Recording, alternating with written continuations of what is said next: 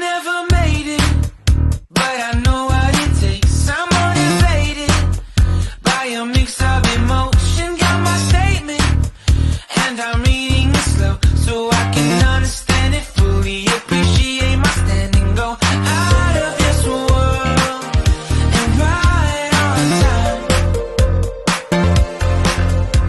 Oh, never in my life have I seen the sky light up like this. I'm far away from Earth and I wanna know if you exist. Mission control, do you read me? Send me my coordinates lately. Mission control, am I drifting? Tie me to someone who will love me, yeah. Wait, I think I'll last a bit longer. Fine. Welcome everyone. Welcome everyone. Welcome everyone to another Ref Brandon and the Todd family YouTube video. Wherever you are, whatever you may be doing, thank you so much for making Ref Brandon and the Todd family part of your day. We always greatly appreciate it. Happy Sunday to everybody out there today. I want to talk some NBA playoffs.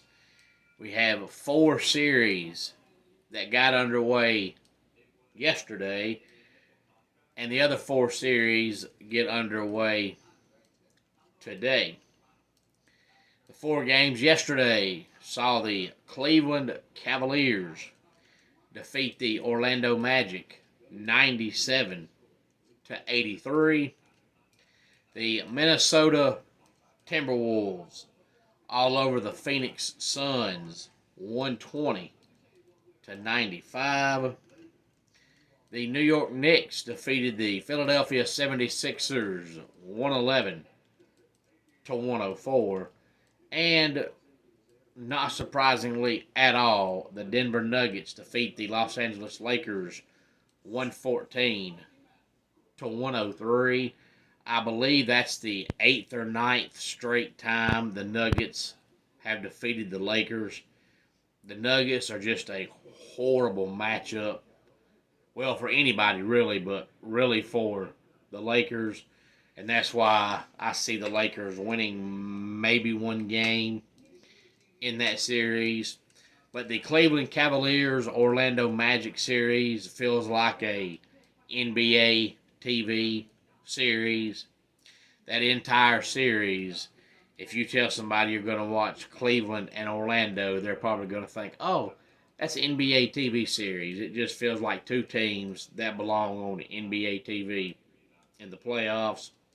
Minnesota's really good, and I don't trust the Suns at all. And I think the Nuggets, as I said, will dominate the Lakers. The most intriguing series of the 4 games from yesterday and those 8 teams are the Knicks and the 76ers. And that's because you got to remember that the 76ers are a 7 seed, but that's only because Joel Embiid missed the last 3 months of the season. Philadelphia's probably really about a 3, maybe a 4 seed. So really you have 2 of the best teams in the East matching up in the first round because of Embiid's injury. But Jalen Brunson just keeps getting better and better and better. I think the Knicks will win that series, but I won't be surprised at all if it goes 6, maybe even 7 games. Today, 1 o'clock Eastern Time, we have the Miami Heat and the Boston Celtics. Then at 3:30, we have the Dallas Mavericks and the Los Angeles Clippers. 7 o'clock Eastern Time tonight, the Indiana Pacers and the Milwaukee Bucks. 9:30 Eastern Time tonight, we have the New Orleans Pelicans and the Oklahoma City Thunder. Now, the Heat and the Celtics, I don't expect to be competitive at all. The Heat get maybe a game, but without Jimmy Butler. I just don't see a way they hang with Boston. Boston is by far the best team in the league right now. The Mavericks and Clippers, I'll go with the Clippers. I don't understand the hype behind Luka Doncic. I just don't understand it. He is extremely overrated, and I don't think the Dallas Mavericks will ever win anything as long as he is their point guard. The Pacers and Bucks, the Milwaukee Bucks will not say anything about the future in the playoffs of Giannis. We know he got hurt back on April the 9th, and they're basically playing this game by game, day by day, saying he's doubtful, he's probable, he won't play, he's getting better.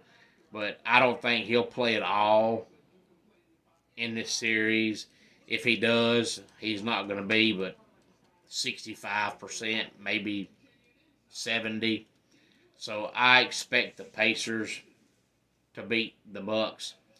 The good news is, if you're a Bucks fan, at least with Giannis being hurt, you have an excuse.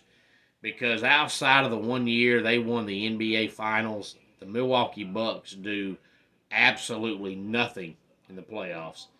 They look so good in the regular season and get in the playoffs, and they look like a completely different team.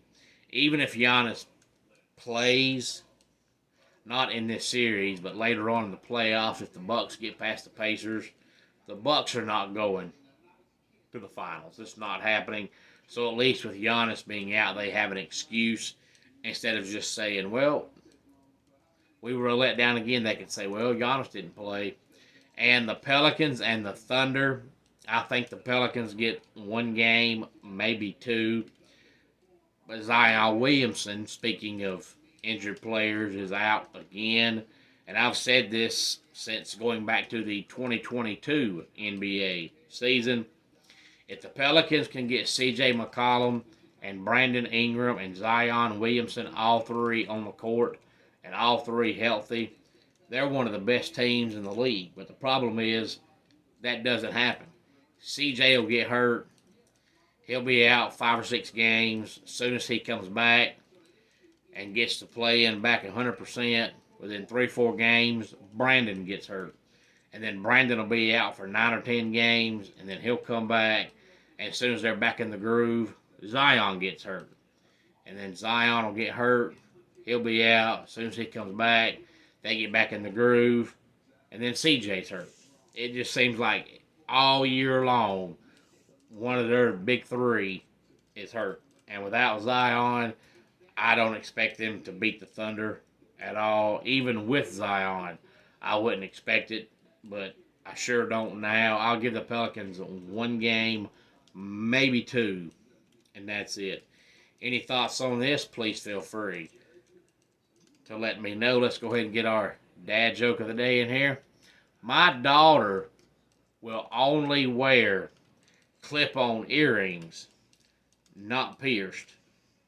I think she is being irrational. And that does it for today's Ref Brandon and the Todd Family YouTube video. Until next time, it's Ref Brandon saying, just like in pro wrestling, life can be over by the count of 3. Tell your friends and family how much you love them. Bye.